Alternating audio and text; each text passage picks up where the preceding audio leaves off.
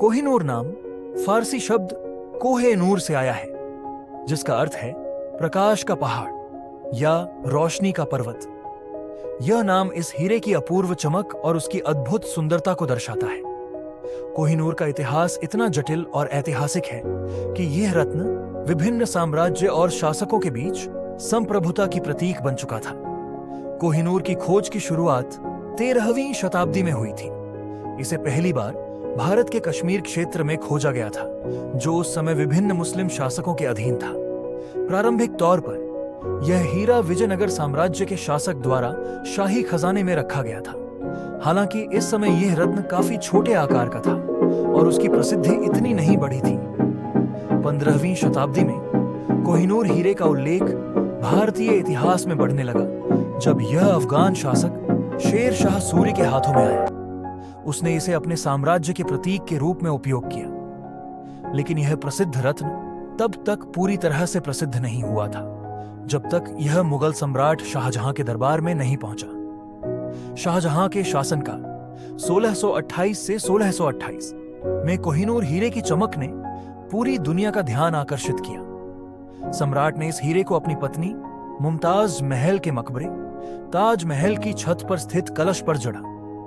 इस दौरान यह हीरा मुगल साम्राज्य के सबसे कीमती रत्नों में से एक बन चुका था।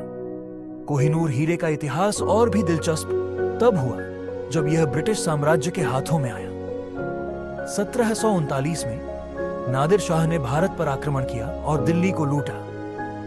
नादिर शाह ने दिल्ली के किले से कोहिनूर हीरा चुराया और उसे अपने साथ ले गया। नादिर शाह ने इस हीरे का नाम बदलकर कोहिनूर रखा था और इसे अपनी राजधानी ईरान फारस ले गया। इसके बाद 19वीं शताब्दी में जब ब्रिटिश साम्राज्य ने भारतीय उपमहाद्वीप पर कब्जा किया, तो यह रत्न पुनः एक विवाद का कारण बना। 1849 में सिख साम्राज्य के पतन के बाद ब्रिटिशों ने लाहौर संधि के तहत कोहिनूर को अपनी संपत्ति बना लिया। इस समय कोहिनूर हीरे को ब्रिटिश राजकुमारी विक्टोरिया को उपहार के रूप में प्रस्तुत किया गया। ब्रिटिश साम्राज्य के अधीन कोहिनूर हीरा एक प्रतीक बन गया था।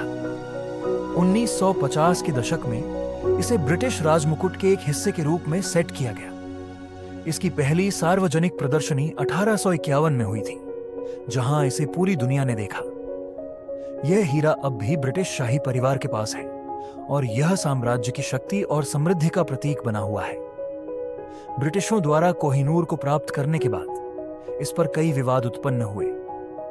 भारत के लोग और इतिहासकार मानते थे कि इसे ब्रिटिश साम्राज्य ने भारत से अन्यायपूर्ण तरीके से प्राप्त किया था।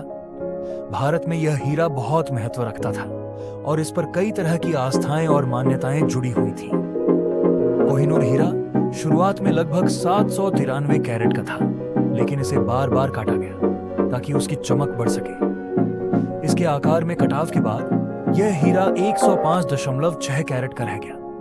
इसकी विशेषता इसकी असामान्य चमक और पारदर्शिता है।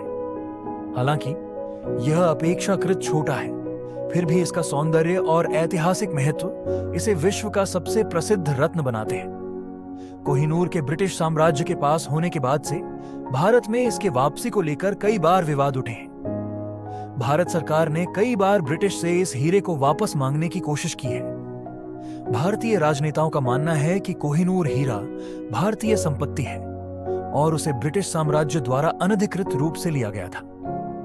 2000 के दशक में भारत सरकार ने ब्रिटिश सरकार से कोहिनूर की वापसी के लिए औपचारिक अनुरोध किया था, लेकिन ब्रिटिश सरकार ने यह कहते हुए इसे अस्वीकार कर दिया कि यह हीरा कानूनी तरीके से ब्रिटेन आया था और इसलिए इसे लौटाना संभव नहीं है। कोहिनूर सिर्फ एक रत्न नहीं, बल्कि भारतीय इतिहास, संस्कृति और संघर्षों का प्रतीक है।